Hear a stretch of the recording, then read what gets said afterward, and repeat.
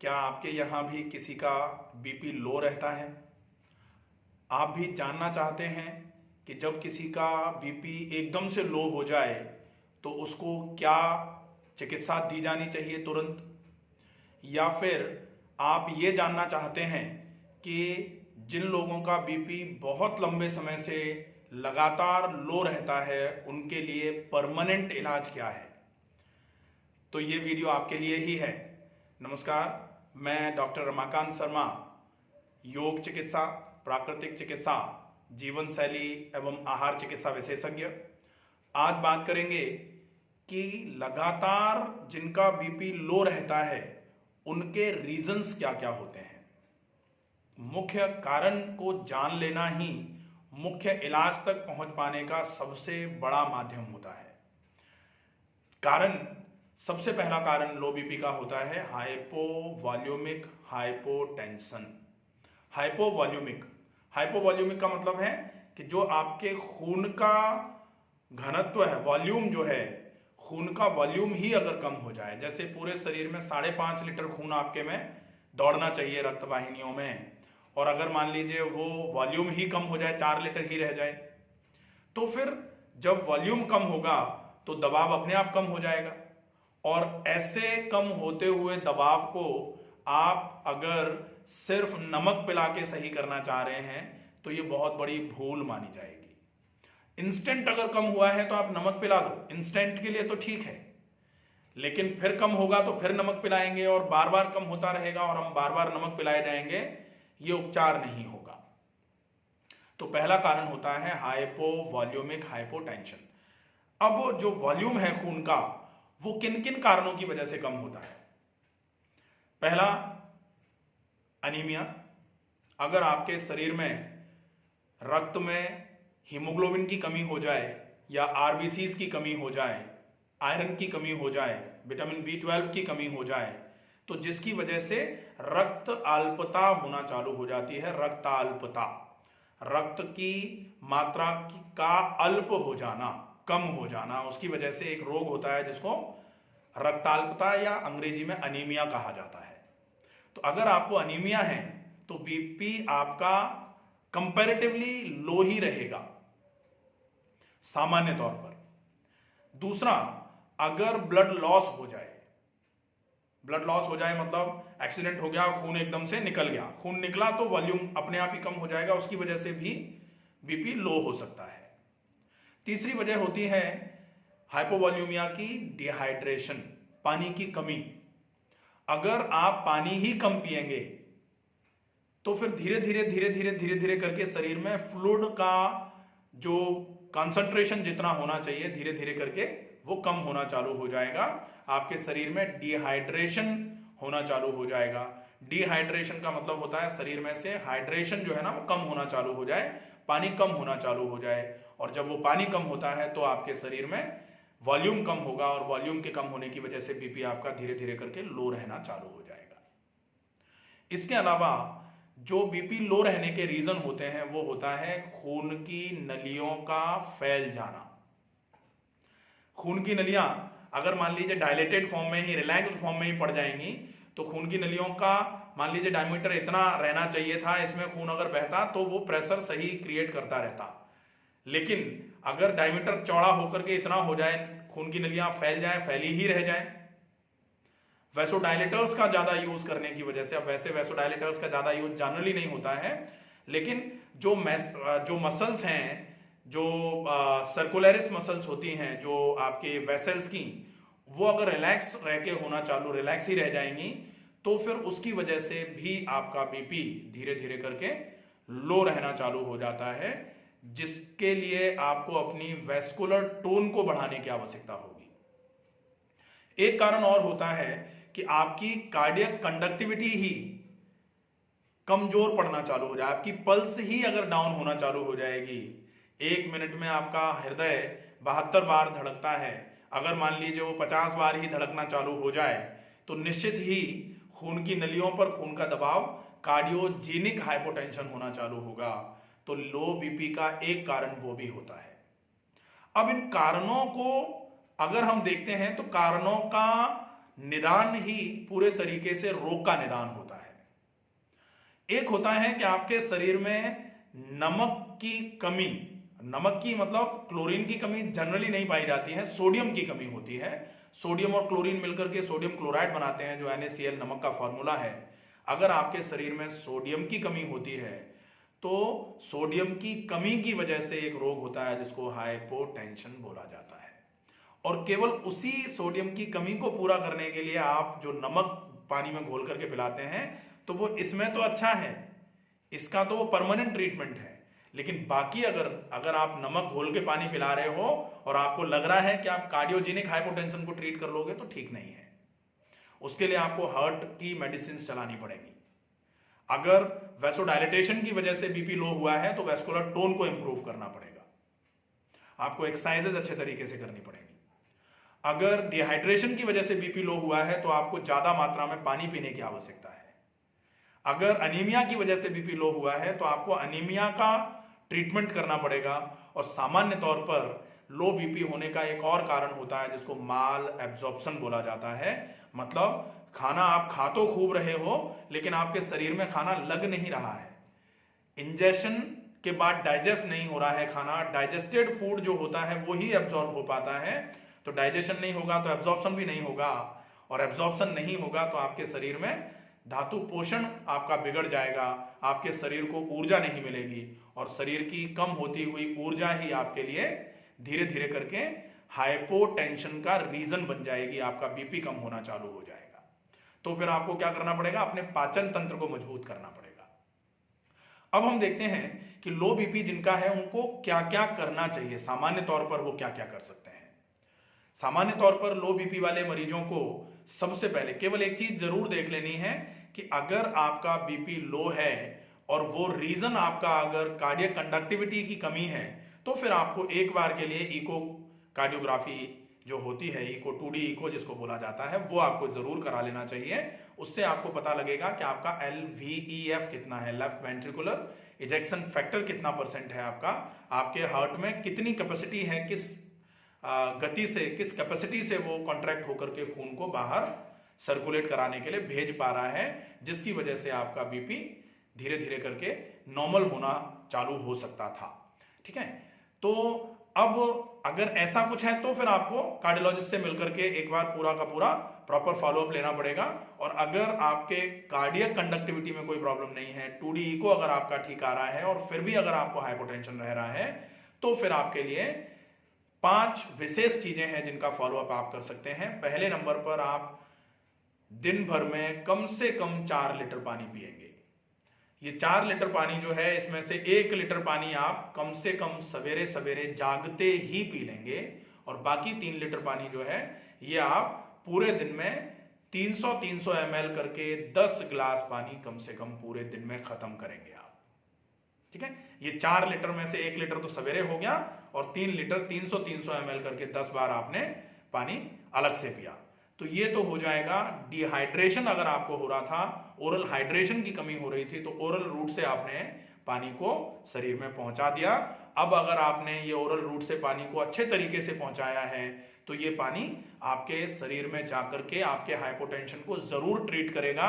और इस पानी को किस तरीके से पीना है, कब पानी पिया जाना चाहिए, सवेरे का पानी कैसा पीना चाहिए, इसके लिए मेरा पहले से एक वीडियो पड़ा हुआ है, हाउ टू ड्रिंक वाटर, आप उसको जाके पूरा देख सकते हैं। अब आती है बारी कि आप अपने पाचन तंत्र को दुरुस्त करें।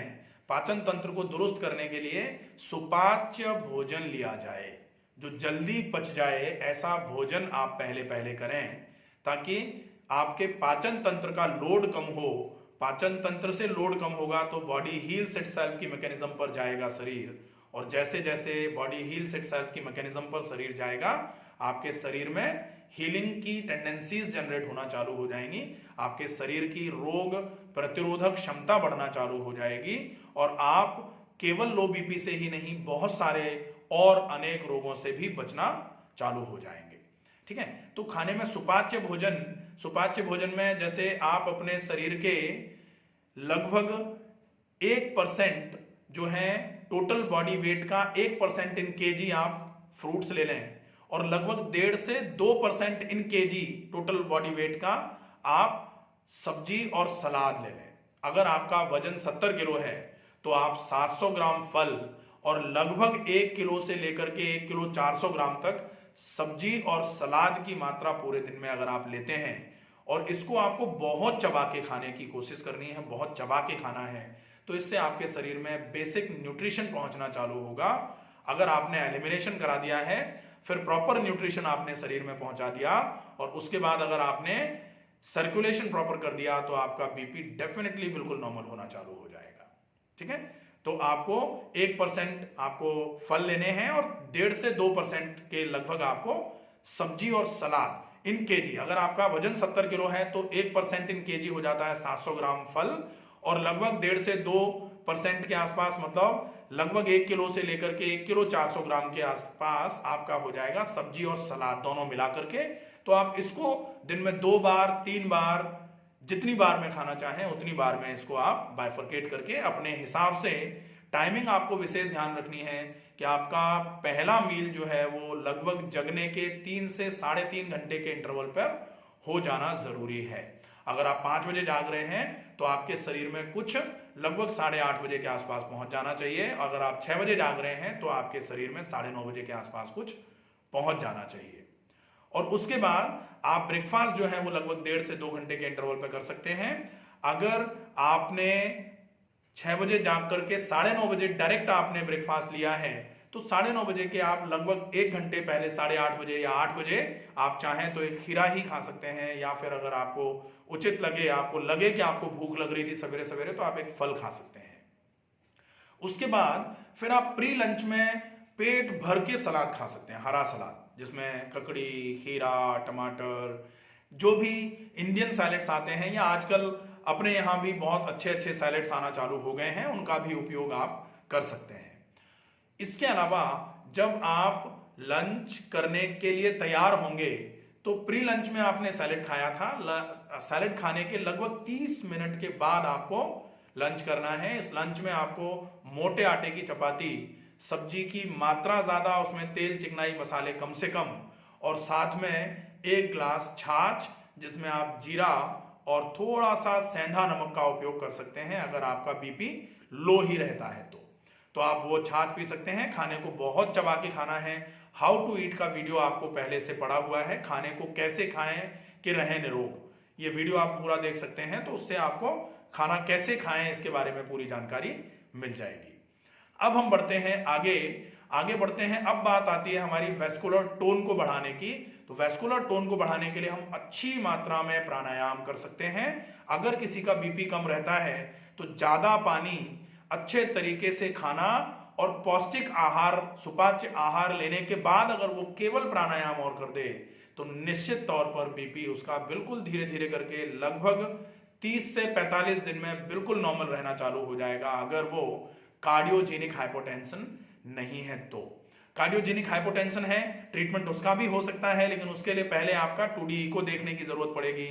आपको कहीं कोई इंड्यूसिबल इस्चेमिक चेंजेस तो नहीं आ रहे हैं आपके हार्ट पर, वो देखना पड़ेगा। उसके बाद उसका ट्रीटमेंट फिर स्पेसिफिकली बताया जा सकता है। तो अभी हम कॉमनली बात कर रहे हैं कि जिनका बीपी सामान्य तौर पर लो रहता है, अगर वो ये चीजें चालू कर देते हैं तो निश्चित ही उनका बहुत अच्छे तरीके से 30 से 45 दिन में ही बीपी बिल्कुल नॉर्मल होना चालू हो जाएगा। इसके साथ में आप अगर कमजोर हैं, आपका वजन अगर कम है, ऐसी कंडीशन में आप फ्लूइड इनटेक में नारियल का पानी या फिर सिट्रस फ्रूट्स का जूस आप अच्छी मात्रा में ले सकते हैं। ये आपके लिए पौष्टिक होने के साथ साथ हाई अमाउंट ऑफ कैलोरी पहुंचेगी, जो आपके वेट गेन के लिए भी उपयोगी रहेगी। वेट गेन में जिन लोगों का वजन कम होता है, बहुत दुबले पतले से होते हैं, बीपी भी उनका कम हो जाता है। तो दुबले पतले जो होते हैं, उनकी माएँ या उनके घर के बड़े बुजुर्ग लोग उनको बार बार करके खिलाने के ऊपर फोकस करते रहते हैं कि बादाम का हलवा खाओ, अखरोट का हलवा खाओ, ज्यादा से ज्यादा मात्रा में। फिर लोग कहते हैं कि केले पे शहद डाल के खा लो। ऐसा नहीं है। अगर आपको इस रोग को सही करना है तो केवल पाचन तंत्र को बढ़ाना पड़ेगा, पाचन तंत्र को मजबूत करना पड़ेगा। इसके लिए आपको सुपाच्य भोजन पहले कराना है। जब खाना पचना चालू होगा तभी तो शरीर में लगना चालू होगा। जब तक लगेगा नहीं तब तक आप भरते रहो उसको। ऐसे तो आप 5 किलो की एक ईंट पेट पे बांध लो, 5 किलो वजन बढ़ जाएगा। या फिर आप 10 किलो का एक पत्थर सिर पर रख के और ऐसे करके कैप पहन लो या कुछ बांध लो तो आपका 10 किलो वजन बढ़ जाएगा। तो ऐसा वजन नहीं बढ़ाना है। कहा जाता है deposition of metabolic end products leads to disease, तो ऐसा वजन बढ़ा दोगे तो आगे चल के बीमार हो जाओगे, वो नहीं बढ़ाना है। हमें सुपाच्य भोजन करके शरीर में सामान्य प्रकृति बनी रहे, शरीर के लिए कोई भी चीज ऐसी ना हो जो विजातीय द्रव्य का काम करने लगे। ऐसी कंडीशन में अगर शरीर में वजन बढ़ता है तो वो आपके लिए नॉर्मल होगा। और अगर आपका कोलेस्ट्रॉल बढ़ते हुए वजन बढ़ रहा है तो आप मान लीजिए वजन नहीं बढ़ रहा है, ये रोग के आने की तैयारी है जो आपके लिए बड़ी नुकसानदायक हो सकती है। तो आप अगर कमजोर हैं और साथ में बीपी कम है आपके वजन के कम होने के साथ में, तो आप नारियल का पानी दिन में 2 बार तक ले सकते हैं और 2 बार से 3 बार तक आप सिट्रस फ्रूट्स का जूस ले सकते हैं। जब आपका ये खाना पचना चालू हो जाएगा, अच्छे तरीके से शरीर में लगना चालू हो जाएगा, उसके बाद फिर आप शेक की तरफ चल सकते हैं। फिर आप मैंगो शेक ले सकते हैं, फिर आप बनाना शेक ले सकते हैं, लेकिन कब? जब आपकी डाइजेस्टिव कैपेसिटी मजबूत हो जाएगी, क्योंकि शेक जो है ये कंपैरेटिवली थोड़ा ज्यादा हैवी डाइजेस्टिव होता है, ये पचने में भारी होता है। तो आपको इस चीज का विशेष ध्यान रखना पड़ेगा कि आप अगर पहले कमजोर हैं और साथ में आपका वजन कम है और बीपी कम रहता है, तो आपको पहले फ्लूइड इंटेक ऐसा वाला बढ़ाना है जो सुपाच्य हो, जो जल्दी पच जाने वाला हो। ऐसा फ्लूइड इंटेक आप ज्यादा मात्रा में लेंगे, आपको धीरे धीरे धीरे धीरे करके आराम होना चालू हो जाएगा। अगर आपका बीपी कम हो रहा है क्योंकि आपको बार बार मोशन आता है, जैसे बहुत सारे लोगों का बीपी कम होता है आईबीएस के चक्कर में, बहुत सारे लोगों का बीपी कम होता है अल्सरेटिव कोलाइटिस के चक्कर में, क्योंकि ऐसी बीमारियां हैं जो खाने को पचने ही नहीं देती हैं। जो खाना आंत में पहुंचा, इरिटेट हुई आंत ने निकाल के बाहर फेंक दिया, इसको बोलते हैं irritable bowel syndrome, irritable bowel disease, या फिर अल्सरेटिव कोलाइटिस। खाना कोलोन पे पहुंचा, निकल के बाहर गया। तो ऐसी स्थिति में आपको क्या करना पड़ेगा? आपको ऐसा आहार लेना पड़ेगा जो आपकी आंतों पर भार न डाले, जो आपकी आंतों की कमजोरी के हिसाब से हो। कमजोर आदमी के ऊपर, जैसे 10 लोग हैं, 10 लोगों में से 3 लोग बहुत कमजोर हैं और वजन सबको उठाना है अगर, तो फिर उन 3 लोगों को कम वजन उनके सिर पर रखा जाता है। तुम भैया 3-3 किलो ही ले चलो, बाकी 17-17 किलो हम ले चलते हैं, ऐसा होता है। तो कमजोर आदमी पर, कमजोर व्यक्ति पर, कमजोर आंतों पर कुछ ऐसा पहुंचाया जाना चाहिए जो उनके लायक हो। अब कमजोर आते हैं और हम कहें अखरोट की बर्फी खा लो, तो निश्चित ही आंतें बिल्कुल ध्वस्त हो जानी है, खराब हो जानी है, कुछ नहीं हो सकता फिर। तो कमजोर आंतों पर आपको सुपाच्य आहार की आवश्यकता है। अगर आपको आईबीएस या अल्सरेटिव कोलाइटिस की वजह से आपका बीपी कम रहता है, तो आपको उसको ट्रीट करने के लिए आप फिर डायरेक्ट बीपी को ट्रीट नहीं कर सकते, फिर आपको पहले बीमारी को ट्रीट करना पड़ेगा। जैसे जैसे बीमारी ट्रीट होगी वैसे वैसे आपका जो बीपी है वो नॉर्मल होना चालू हो जाएगा। अब उस केस में आपका खाने पीने का बहुत नियम का पालन करना पड़ेगा और साथ में आपको सुपाच्य आहार के साथ में फ्लूइड इंटेक का विशेष ध्यान रखना पड़ेगा। उस केस में जब आपको अल्सरेटिव कोलाइटिस है या फिर आपको क्रॉन्स डिसीज है या फिर आपको आईबीएस की समस्या है, तो सिट्रस फ्रूट्स का जूस आपके लिए थोड़ा नुकसानदायक हो सकता है। वहां आप फिर क्या ले सकते हैं? वहां आप ऐसे जूसेस ले सकते हैं जो आपके आंतों को ठंडा भी करें लेकिन आपकी आंतों की रिएक्टिविटी को ना बढ़ाएं। जैसे नारियल का पानी चलेगा, बहुत अच्छा रहेगा। जैसे गाजर का जूस आप ले सकते हैं उस समय अगर आपको सूट कर रहा है। कुछ लोगों को आईबीएस में गाजर का जूस भी सूट नहीं करता है, तो अगर सूट कर रहा है तो गाजर का जूस ले सकते हैं। या फिर आप सूप ले सकते हैं। सूप का मतलब छौंका वोका वाला नहीं होगा, वो गाजर को ही आपने उबाल दिया, उबाल करके पानी में, जिस पानी में उबाला था उसके साथ ही मिक्सी में ग्राइंड कर दिया, और वो जब हल्का गुनगुना सा रह जाए तो उसमें आप हल्की सी सौंफ और जीरे का हल्का सा 1 बूंद गाय का घी डाल करके छौंक लगा के आप वो सूप ले सकते हैं। वो आपके लिए काफी इफेक्टिव हो सकता है। ठीक है, तो ये है उपचार, जिस उपचार के माध्यम से आप अपने कम होते हुए बीपी को नॉर्मल कर सकते हो। और आप विशेष रूप से, जैसे ज्यादा ही आपका बीपी कम हो रहा है तो 2 से 3 दिन आप दिन में 2 बार 1/4 चम्मच नमक, सादा वाला नमक, आधा कप पानी में घोल करके दिन में 2 बार आप पिएंगे, जिससे सोडियम आपके शरीर में पहुंचेगा। और सोडियम जितनी मात्रा में आपके शरीर में पहुंचेगा, फिर आप जब ज्यादा मात्रा में पानी पियोगे तो धीरे धीरे धीरे धीरे करके वो पानी आपके शरीर में रुकना चालू होगा। जैसे जैसे पानी शरीर में आपके खून में रुकेगा, खून का वॉल्यूम बढ़ेगा, बीपी धीरे धीरे करके बढ़ना चालू हो जाएगा। इसका मतलब ये नहीं है कि आप नमक घोल घोल के पी के आप बीपी को सही कर लो, नहीं। आप जैसे आपके घर में मेहमान आने वाले होते हैं और 5 मेहमान आने वाले हैं, आपने 5 गिलास शरबत बना लिया और 5 की जगह 8 मेहमान अगर आ जाएं तो आप उसी 5 गिलास शरबत में अगर 3 गिलास पानी और मिला करके 8 गिलास कर दोगे तो शरबत की क्वालिटी खराब हो जाएगी। ऐसे ही अगर आप शरीर में खून में पानी ही पानी मिलवा दोगे नमक खा खा के, तो फिर आपके खून की क्वालिटी खराब हो जाएगी। वो खून आपके शरीर में पोषण नहीं कर पाएगा प्रॉपर, फिर आपके शरीर में बीपी तो ठीक बना रहेगा लेकिन बाकी के सारे रोग आना चालू हो जाएंगे। इसलिए आपको कॉज रिलेटेड ट्रीटमेंट करना चाहिए। आपके अपने शरीर में पर्याप्त पोषण मिले, पर्याप्त न्यूट्रिशन आपके शरीर में पहुंचे, इसके लिए पाचन तंत्र को मजबूत करना भी बहुत जरूरी होता है। आशा है इस वीडियो में बताई गई जानकारी आपके लिए उपयोगी सिद्ध होगी, और अगर आपको ऐसा लगता है कि इस वीडियो में जो जानकारी दी गई है वो आपके लिए या आपके परिजनों के लिए या जिनका बीपी कम है उनके लिए उपयोगी है, तो आप इस वीडियो को ज़्यादा से ज़्यादा शेयर करने की कोशिश करें। ज़्यादा से ज़्यादा लोगों तक अगर ऑथेंटिक इन्फॉर्मेशन पहुंचती है, सही जानकारी पहुंचती है, तो इसमें उनका भला होता है, और उनका अगर किसी का भी हमने भला कर दिया तो परहित सरस धर्म नहीं भाई। दूसरे का हित अगर हो जाता है किसी भी माध्यम से तो वो हमारे धर्म में जुड़ जाता है, तो ये धर्म का काम भी है। आशा है आप ज़्यादा से ज़्यादा इस वीडियो को शेयर करेंगे। अगर आपको कोई चीज़ समझ में नहीं आई हो या आपका कोई प्रश्न हो तो कृपया आप उस अपने प्रश्न को कमेंट बॉक्स में जाके कमेंट कर सकते हैं। आपके प्रश्न का जवाब ज़रूर दिया जाएगा। आप स्वस्थ रहें, सुरक्षित रहें, अपना ध्यान रखें, अपनों का ध्यान रखें। नमस्कार।